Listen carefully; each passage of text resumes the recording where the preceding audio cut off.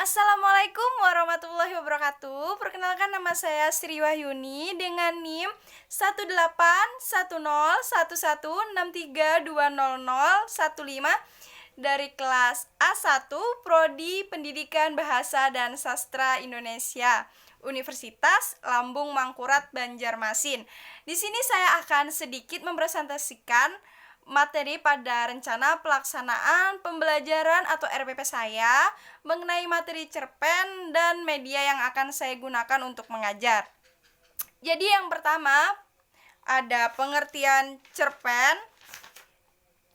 Cerpen atau cerita pendek adalah bentuk prosa naratif fiktif. Cerita pendek cenderung padat dan langsung pada tujuannya dibandingkan karya-karya fiksi lainnya yang lebih panjang seperti novel. Lalu ada ciri-ciri cerpen. Ciri-ciri cerpen ada jalan cerita pendek dan singkat, maksimal 10.000 kata, bersifat fiktif, hanya mempunyai satu alur saja, alur ceritanya lurus, penokohan cerita yang sangat sederhana, tidak menggambarkan semua tokoh, memiliki pesan dan amanat, dan yang terakhir, satu konflik dan penyelesaiannya.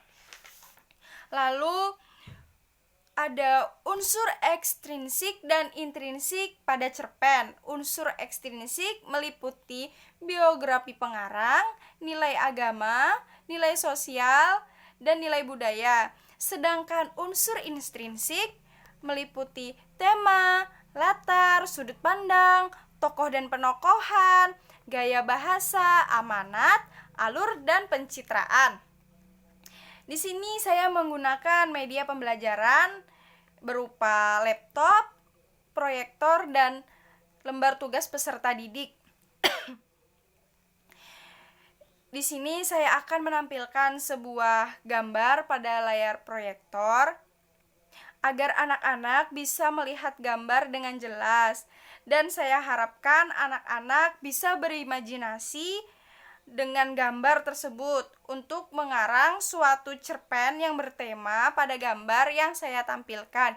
Jadi di sini tuh laptop gunanya untuk mempersiapkan gambar-gambar untuk anak-anak. Lalu caranya bagaimana supaya anak-anak bisa melihat dengan jelas tanpa berebut, karena kalau misalkan hanya lewat laptop sepertinya terlalu kecil sedangkan anak-anaknya cukup banyak.